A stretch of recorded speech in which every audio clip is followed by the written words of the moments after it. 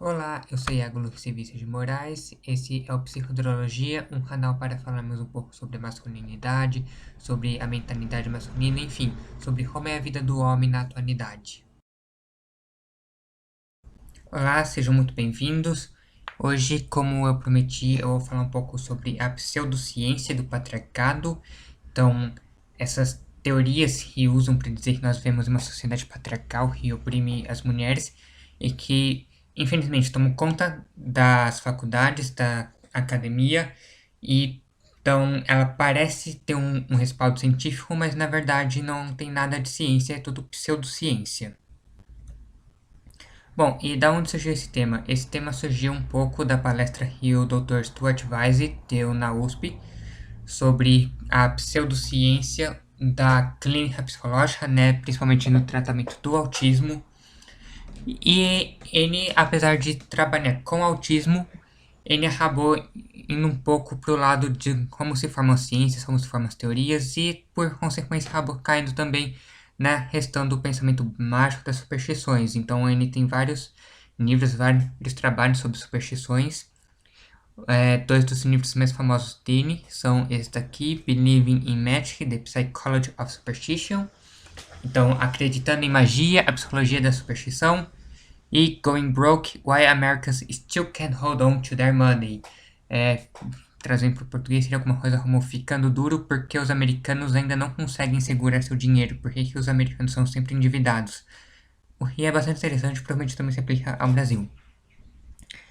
E aí o nome da palestra que ele deu foi Ciência Clínica como Tornar Lasaneadas. Vocês podem ver na parte superior desse vídeo o link para a palestra completa. Bom, segundo o Stuart Weiss, da onde surgem as pseudociências? A primeira questão é que as pseudociências elas surgem para supostamente curar algo que não tem cura, para resolver algo que não tem solução. Então, o exemplo que ele me deu foi o da gripe, né? Existem várias superstições de como curar a gripe.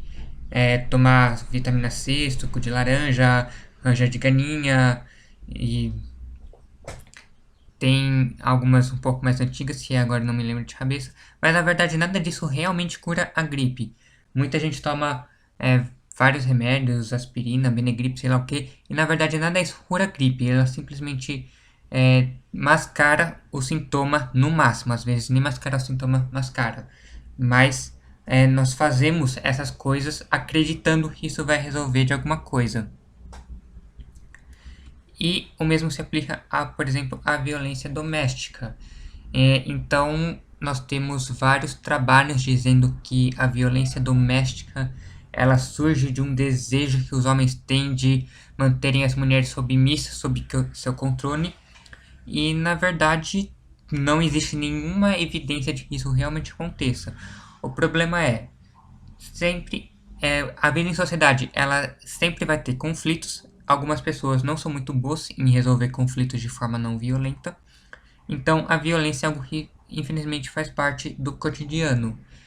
E, infelizmente, várias dessas pessoas que têm dificuldade de resolver as coisas de forma não violenta vão acabar usando isso, inclusive, nos relacionamentos amorosos.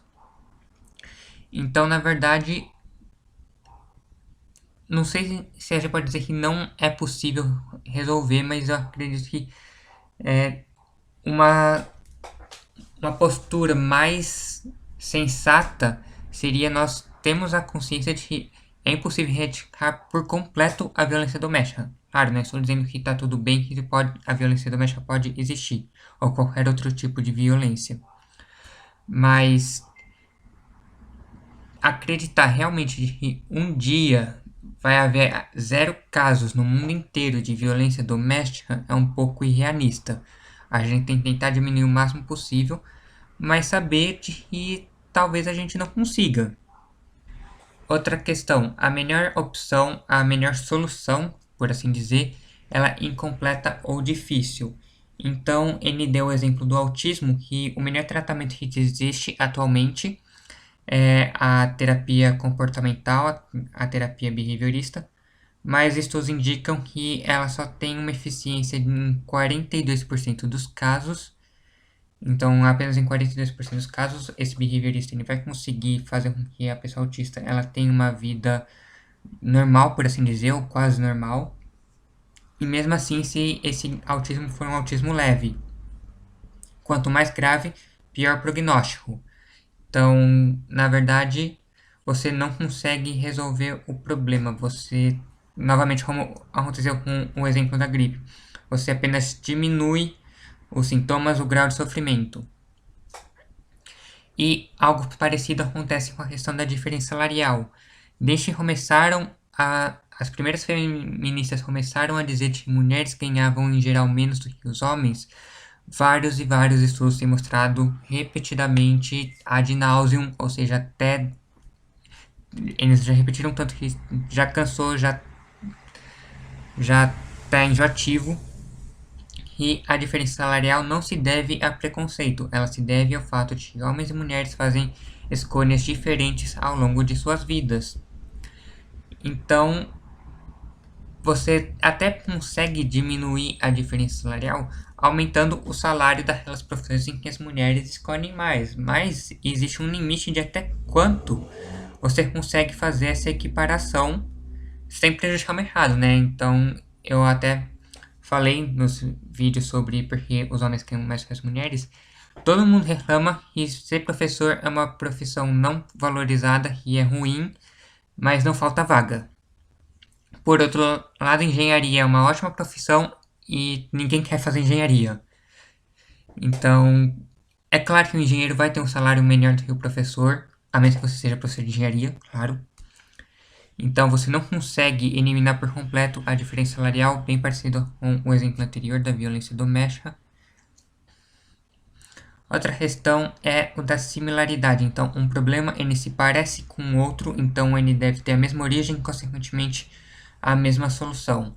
O exemplo dado pelo Stuart Weiss foi da medicina heróica, que era utilizada até, não lembro, século 17, 18, que eram métodos supostamente terapêuticos tão dolorosos que geralmente era mais fácil você morrer do tratamento do que da doença.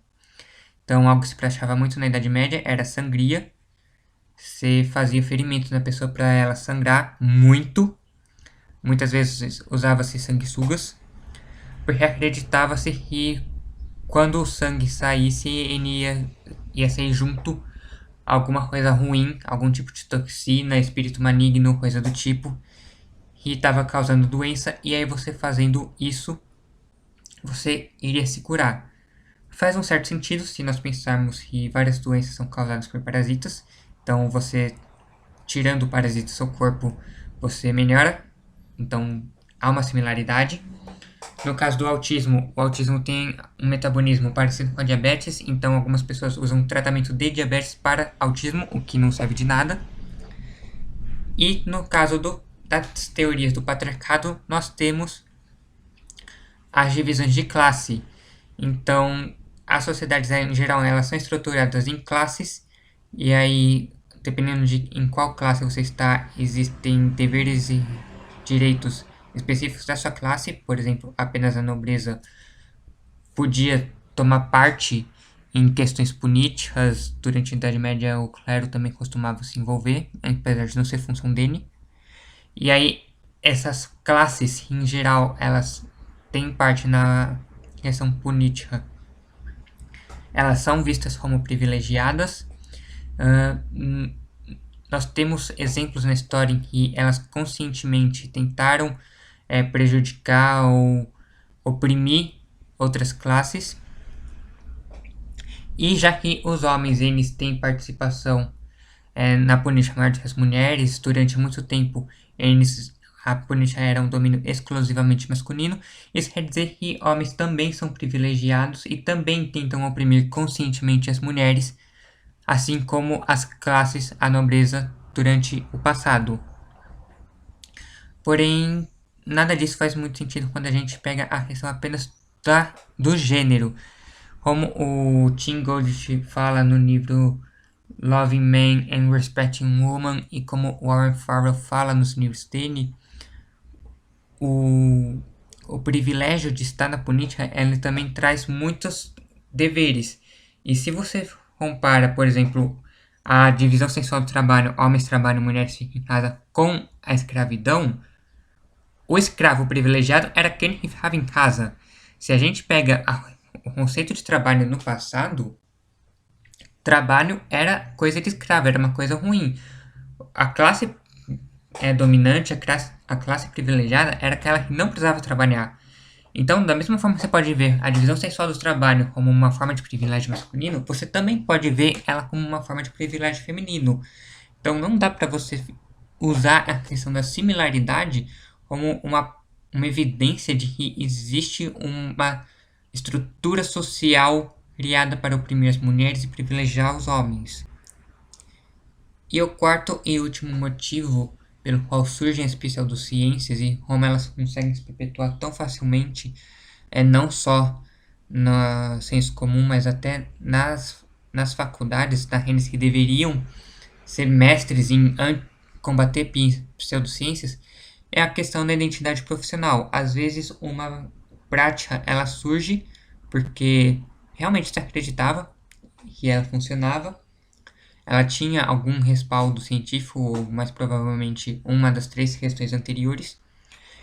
Essa prática, essa pseudociência, ela passa a ser usada pelos profissionais e passa a ser uma fonte de identificação. Eu sou isso, eu sou essa pseudociência. Então, nós temos aqui a comunicação facilitada, que é algo que se fazia muito antigamente e infelizmente ainda hoje existe, principalmente com autistas. E ele parte do princípio que o autista ele tem uma mente super inteligente, ele é talvez até super dotado, mas o corpo dele não obedece, o corpo dele não funciona, o corpo dele está quebrado.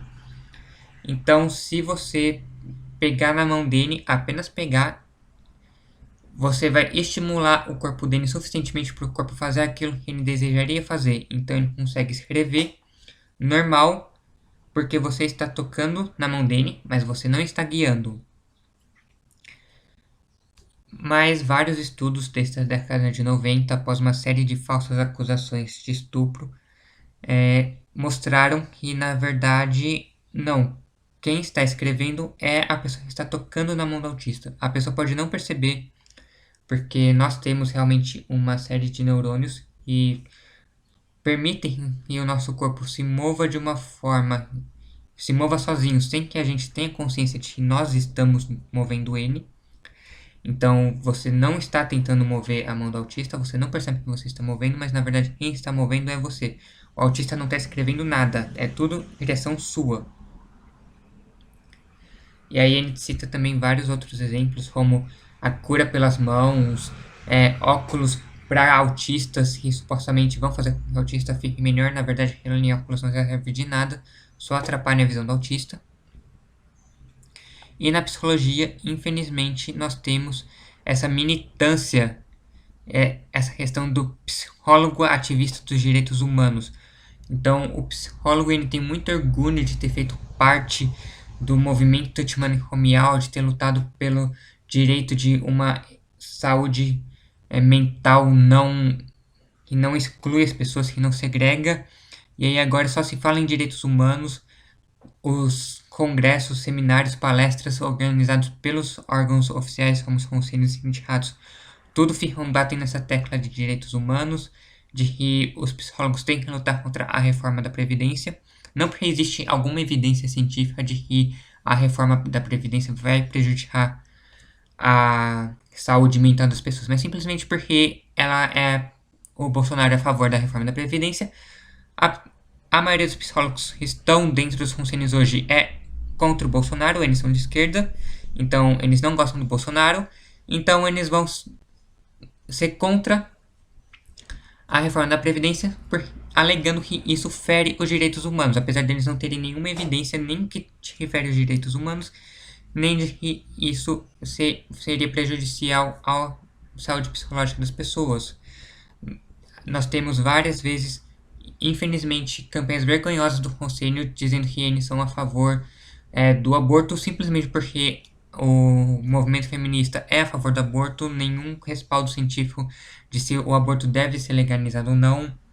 enfim, várias e várias situações em que eles são contra ou a favor de algo simplesmente porque algum movimento social disse ser a favor ou contra esse algo, mas sem usar nenhuma evidência empírica de que a psicologia realmente tem competência para dizer se algo deve ser aprovado ou abolido.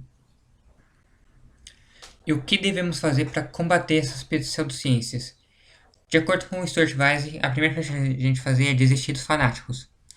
Fanáticos não ouvem a razão, eles vão deturpar aquilo que você disser, então não adianta insistir, deixem eles quietos e torce para as pessoas saudáveis simplesmente perceberem o quão idiotas os fanáticos estão sendo e foque nas pessoas indecisas. A grande maioria das pessoas elas vão ficar no meio termo entre ser a favor e o contra. Então, no caso do feminismo, muita gente se diz feminista porque ouviu a vida inteira essas pessoas dizendo que feminismo é ser a favor dos direitos humanos, é ser a favor dos direitos das mulheres, é tratar as mulheres com respeito e blá blá blá. Mas eles são contra o aborto, eles não acreditam que homens são privilegiados, eles não acreditam na existência do patriarcado, não acreditam na cultura do estupro, então eles ficam no meio termo. Foque nessas pessoas. Essas pessoas são elas mentalmente saudáveis e elas só apoiam por ignorância mesmo. Então, se você mostrar para elas onde está o erro, você consegue trazê-las para o nosso lado. Não mencione qualquer tipo de coisa positiva. Assim como não existe nada absolutamente bom, também não existe nada absolutamente ruim. Você vai conseguir encontrar coisas boas na comunicação facilitada, você vai conseguir encontrar coisas boas no feminismo, você vai conseguir encontrar coisas boas em qualquer coisa, mas se você falar existem coisas boas, a pessoa vai pegar isso que você falou, existem coisas boas, e jogar todo o resto fora. Então, você não precisa partir pro extremismo oposto, dizer que é tudo merda, que é tudo câncer, apesar de às vezes eu ser obrigado a concordar. Você não precisa partir pro extremismo negativo, porque aí a pessoa vai ser contra você, porque você está indo pro extremismo negativo. Mas evite mencionar também as coisas positivas. Fique mais no. Então, o problema dele é isso, existem outras formas de pensar.